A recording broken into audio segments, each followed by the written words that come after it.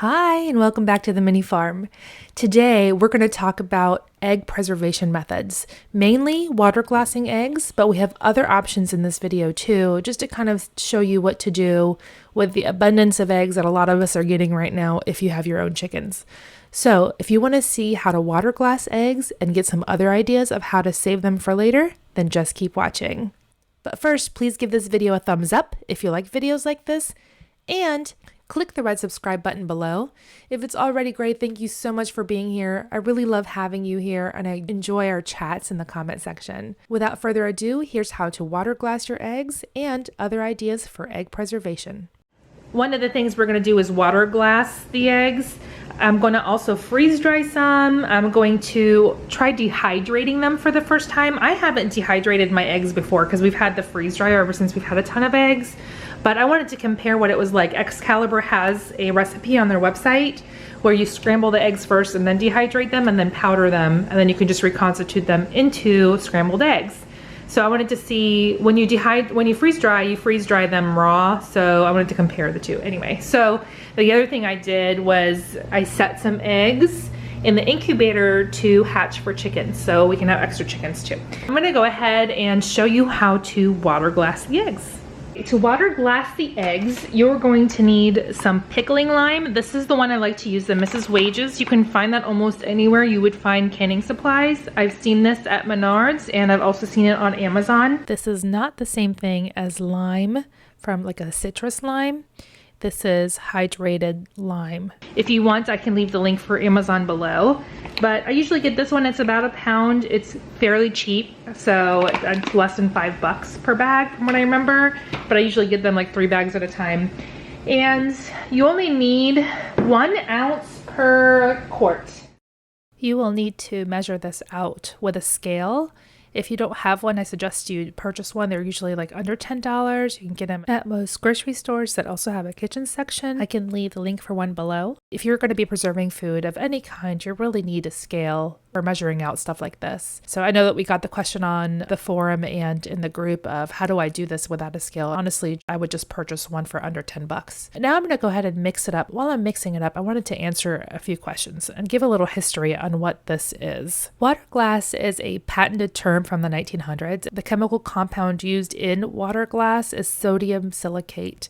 Today, the term is commonly used to describe an egg preservation method that can be used with sodium silicate or lime. People are using them interchangeably. Both of them require dilution in water, and they both work on the same principle. At the base level, all that you are doing is preventing loss of moisture and the entry of bacteria by submersion in a liquid that won't penetrate the shell. This submersion also deprives the existing bacteria of oxygen. So eggs preserved in this way are the same as fresh when used within 6 to 8 months. They will last longer, but the number of bad eggs increases if you go past the 8-month point. The next question we got was, what kind of eggs can I water glass? Can I use store-bought eggs? No, you cannot. You need to use fresh farm eggs with the bloom on them. You cannot get them wet because you need the bloom still intact on the eggs.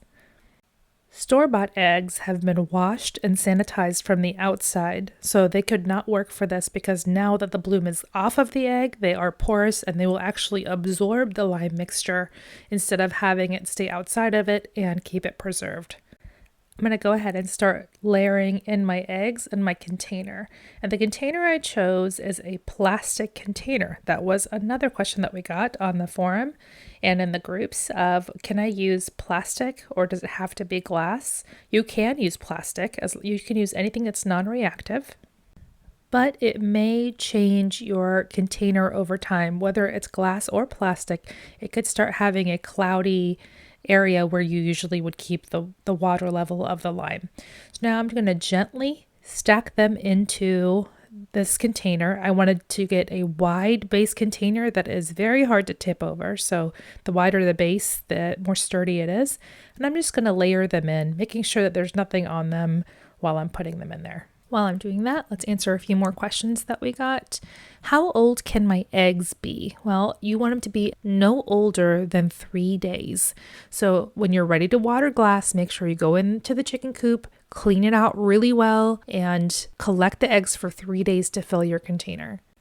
Can I add more eggs and lime solution to my container? Theoretically, you can, but the risk that you're putting more bacteria into the solution or accidentally dropping an egg into the container that would mess up the other eggs and crack them would discourage me personally from doing it that way. So I would advise against doing it. Just use the container that would fit your 3 days worth of eggs and then start a second container for the next batch that you're wanting to do. Can I use well water? If your well water is good and filtered, yes, you want to use filtered water or distilled water, but if you have bad city water, you want that filtered out. So you want to just generally use filtered water. Does the lime have any effect on the egg's taste or nutritional value? The answer to both of those is no. It actually helps them retain their nutritional value longer. Is it normal for my lime to settle? And as you can see, some of the pickling lime settled to the bottom. Once you pour it in there, it will also do that after it's been stored in there for a while. That's normal, it's fine. It's been dissolved enough in the water and it will be doing what it's supposed to be doing, even though some of the lime does settle to the bottom. But make sure you do as much mixing as you can before you toss it in there. And then just pour it gently over the side there.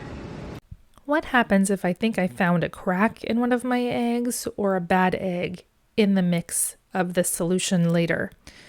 You want to try to remove that bad egg because it could spoil your full batch. Put on some gloves and get your hand in there. Make sure you don't introduce any bacteria in there. But what you certainly don't want to do is have that cracked egg penetrate the liquid, and that would actually infect the rest of your eggs and they're going to just taste gross, to be honest. Now we're going to put a lid on it and let it sit in a cool, dry place for up to 8 months. Can you store it at different temperatures? Yes, you just don't want it to be too cold or too hot. The hotter it gets, the faster the eggs deteriorate, and then you're just going to lose them even faster than that. So if you want them to last as long as possible, I would keep them in a cool, dry place. Use these eggs any way you would use a fresh egg. Always crack an egg in a separate carafe before using it in your main recipe. Check to make sure you don't have any shells. Smell it to make sure it smells okay. You will definitely know if an egg is bad. It is the worst smell ever. Pour that into your dish and then keep going with the next egg if it needs multiple eggs. Okay, now we're going to move on to freeze-dried eggs. I have 3 trays here that are full eggs, so they're just eggs that were whisked together with a fork. There's 18 eggs per tray on this, and they have been pre-frozen, so I put them in my deep freezer to pre-freeze. That'll save a huge mess in the freeze dryer later. The other thing I have here is just a tray of egg whites. This is about 12 egg whites. I could have definitely fit more in there, but I used the yolks to salt cure them, and I can show you that in a different video if you would like to see it. But for these, they're all 4 pre-frozen. I got 18 eggs each in this one, and I got 12 eggs in this one, or 12 egg whites. And I pre-freeze them because this is slightly angled, and when you put the eggs or anything runny in here, actually kind of sloshes around sometimes, and it might leak all over the back of your freeze dryer. It could make a serious mess. So to avoid any mess for later, I'm going to just save myself some hassle. And we'll put the egg whites on the very top. Put the little pillow in there, tuck it in all around.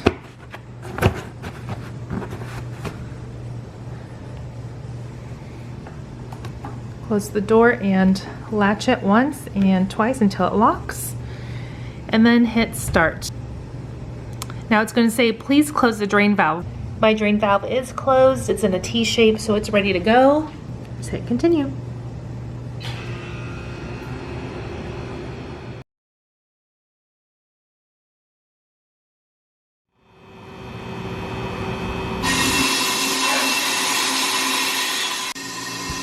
So when it gives me the process complete symbol, I go ahead and open up the valve again, let all of that compressed air out, I open up the latch on the door and you can pull out the pillow at that point. The first thing that you want to do is feel the food. You want to make sure it still looks super dry and there's no evidence of moisture anywhere. Then I'm just going to take out all 3 of the trays.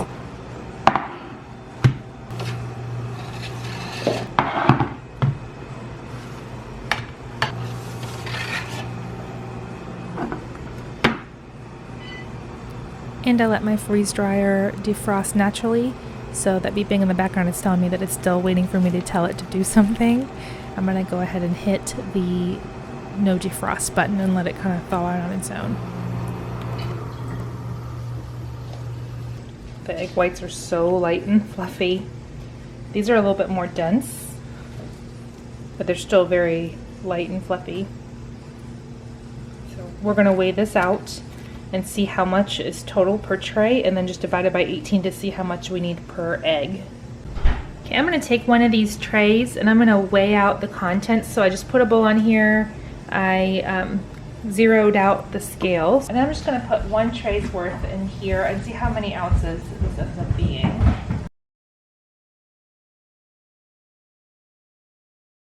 Okay, that's about 8.5 ounces even. 8.5 ounces divided by 18 is, so we're going to roughly go for about half of an ounce per egg. See how much that is.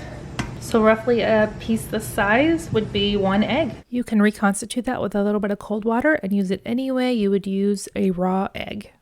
I didn't realize how long this video was going to be, and I should have actually made freeze drying its own separate video, but there's several other ways that you can preserve your eggs for long terms. You could freeze your eggs. There are several ways to do that. Earlier we talked about dehydrating the eggs and how you could use those. I will give a full tutorial on that if you guys are interested. The dehydrated eggs are cooked. They are scrambled before you dehydrate them, so they would not be raw. There are salt preserved egg yolks, pasteurized eggs. Those are not for long-term storage, but it is a topic that you guys were asking me to cover, and I will cover that on Monday of next week.